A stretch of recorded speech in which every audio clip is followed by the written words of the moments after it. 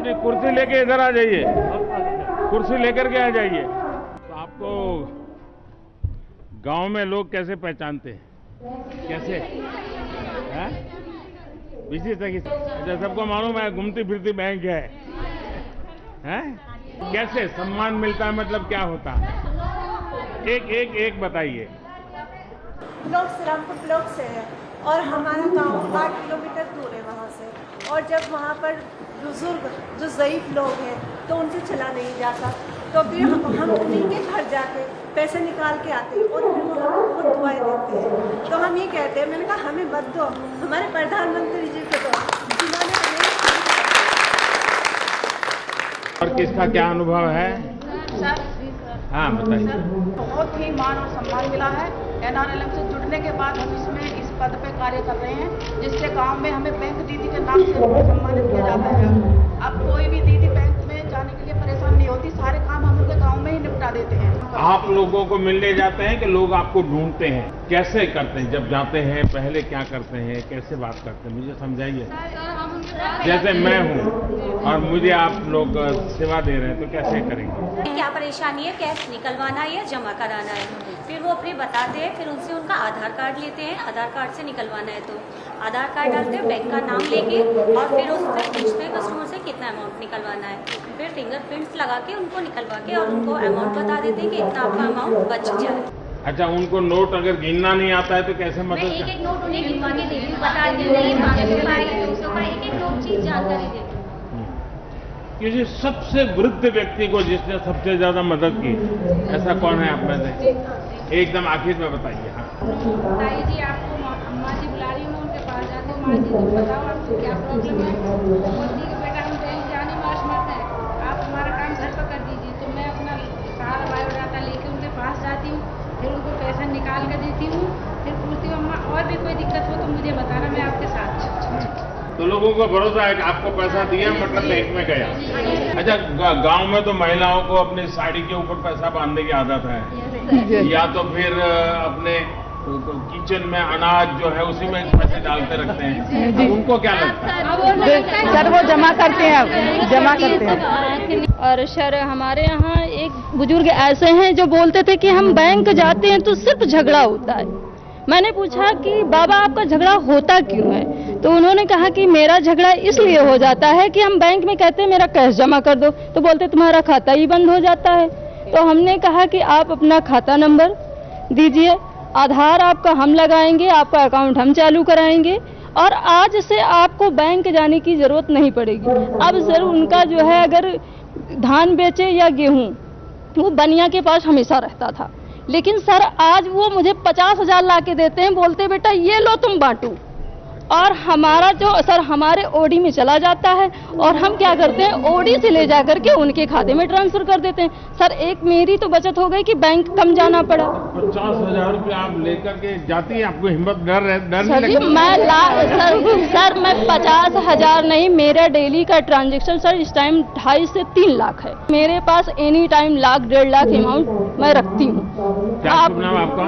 Sir Neetu Maurya, मैं D block से हूँ। तो बैंक वाले भी खुश होते होंगे कि उनका कारोबार आप कर रहे हैं?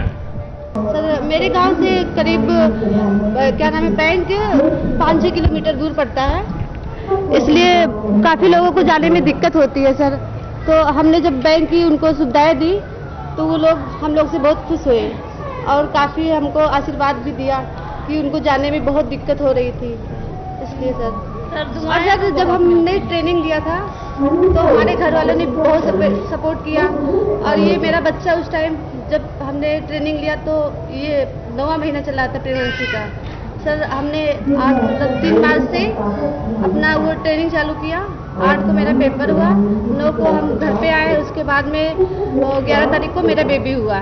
फिर हमने अप्रैल से ज्वाइन किया इसको, फिर हमने 1 करोड़ का लगभग ट्रांजैक्शन किया है, उसमें हमको 24,000 का कमीशन अर्जित किया गया। अच्छा, बैंक सखी बनने से पहले क्या करते थे आप? खाना पकाते थे। अच्छा। सर पहले जब मैंने बैंक में काम नहीं करती थी सर, मैंने खाना बनाती थी और मेरा उतना इज्जत सम्मान नहीं था जितना मुझे अब बढ़ा है। हमारे गांव में जब से सभी लोग जान गए कि ये बैंक खोली है, मैंने सबसे बताई हूँ। हमारे गांव में जितनी बुजुर्ग महिला हैं, विकलांग महिला हैं, जितनी बीमार महिला हैं, जो ऐसे महिला जो लोग हैं, मैं उनके घर जा कर के खाता भी खोलती हूँ और पैसा भी लेन देन करती हूँ। हमारे कार्ड से वो लोग बहुत खुश हैं सर। आपने जमा किया और जब बैंक वालों को दिया और कम पड़ गया, गिनती में गड़बड़ हो गई, तो क्या करते हैं? ऐसा होता है? 3 बार गिनते हैं, 4 बार गिनते हैं। बहनों का ऐसा होता है, जब भी उनको काम का मौका मिलता है वो अद्भुत करके दिखाती है। चलिए, आपको मेरी बहुत बहुत बधाई।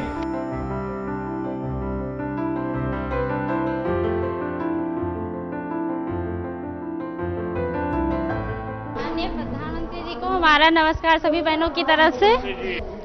थोड़े इधर को आ जा सकते हैं आप और पास में ले लीजिए, और पास में ले लीजिए।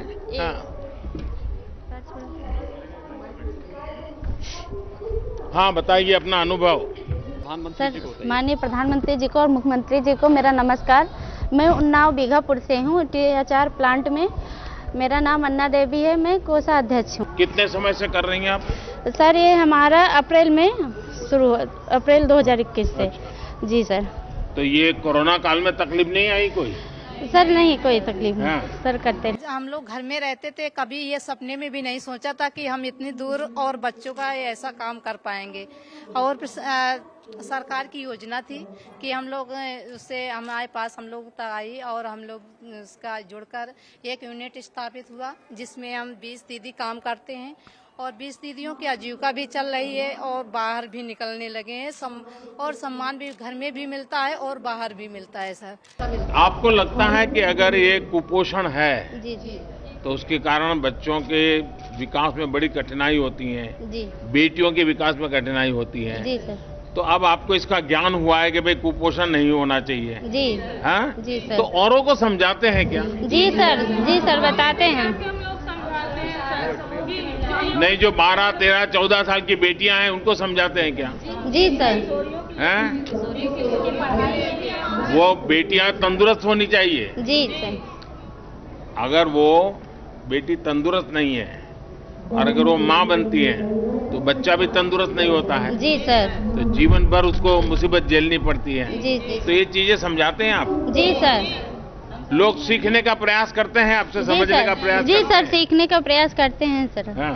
जी सर, पहले से बहुत अच्छा मतलब बदलाव भी हुआ है। पहले जो था उससे, हाँ बताइए। जो पहले मतलब पुष्टाहार आता था उससे क्या कहते हैं बहुत अच्छा वो हुआ है। सब लोग कहते भी हैं कि आप जो बनाती हैं उसमें जो रॉ मटेरियल डाला जाता है उससे उसका टेस्ट भी अच्छा आता है और हमारे बच्चे स्वाद से उसको खाते भी हैं। और वह हम लोग जो उसकी साफ सफाई और हर चीज़ की गुणवत्ता को ध्यान में रखते हुए उसको बनाते हैं, क्योंकि हमारे जो बच्चे खाएंगे, जैसे हमारे बच्चे हैं वो भी तो हमारे ही बच्चे हैं, तो हमको उनके स्वास्थ्य को ध्यान में देखकर उसको बनाया जाता है। हमारी जो महिलाएं प्लांट में काम करती हैं और वो सब भी बहुत अच्छी तरीके से साफ सफाई से अच्छे से हम पूर्ण गुणवत्ता के साथ हम पोषाहार को बनाते हैं। और आंगनबाड़ी केंद्रों में हम आजीविका एक्सप्रेस के से हम महिलाएं स्वयं आंगनबाड़ी केंद्रों में बांटते हैं। कितने घंटे काम करना पड़ता है? 8 घंटे। 8 घंटे। अच्छा, और लोगों का मन करता है आपके साथ आकर के काम करने का? लोग कहते हैं कि हमको जुड़ना है। महिलाएं जितनी है ना वो होती हैं कि हम लोग भी बाहर चलें और काम करें। आप कुछ कहना चाहते हैं? सर, मैं ये कहना चाहती हूँ कि जो मेरी फ्रेंडें हैं वो बहुत मुझसे कहती हैं कि बहन मुझको भी लगा लो, मुझको भी लगा लो। आप लोगों ने अच्छा किया, इसके कारण अब और जगह पे करने की हिम्मत आई हमारी। चलिए, आपको बहुत बहुत शुभकामनाएं। धन्यवाद सबका।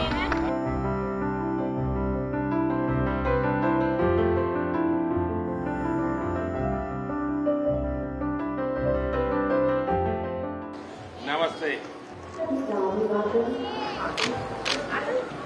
ये छोटी छोटी बच्ची आ जाइए, सब इधर आओ। अपना अनुभव बताइए, क्या क्या हुआ है? इस योजना से हमें बहुत लाभ हुआ है। हाँ। पढ़ाई में हमें सहायता मिली है। अच्छा, पढ़ाई में मन लगता है? तो अभी तो स्कूल बंद थी, तो क्या करते थे? तो अब आ गया है ऑनलाइन। तो अब ज्यादा ऑनलाइन अच्छा लगता है कि स्कूल जाना अच्छा लगता है? स्कूल जाना खुल जाना नहीं, स्कूल जाएंगे तो भी ऑनलाइन पढ़ना चालू रखेंगे, नई नई चीजें पढ़ सकते हैं, पढ़ सकते हैं ना। ये ऐसी योजना है जो बेटियों के लिए बहुत बड़ा संबल है। जब बेटी 18-20 साल की होगी, जब कॉलेज जाना होगा, तो हर को लोगों को लगेगा भाई अब तो इसके पास पैसे हैं, हम उसको देते हैं, ये लगेगा उसको। सर आपने जो किया है ऐसा तो अभी कोई नहीं किया है, बहुत सहयोग करते हैं बेटियों को, इससे हम लोग बहुत खुश हैं। हम लोगों को बहुत सहयोग मिल रहा है, इसके अलावा और क्या चाहिए। बेटियों को बहुत हम लोगों का हिम्मत हुआ जो आगे हम लोग बढ़ा पाएंगे। इसके बेटी को पढ़ाने का जन्म से है तो भाई अभी भी है, उसके आगे भी पढ़ाई लिखाई में सब में भाई हम लोग को सुविधा है। बस ऐसे ही आप बेटियों के विषय में सोचते रहें और बेटी भी आगे बढ़े। कुछ भी हो जाए बेटी को पढ़ाना चाहिए।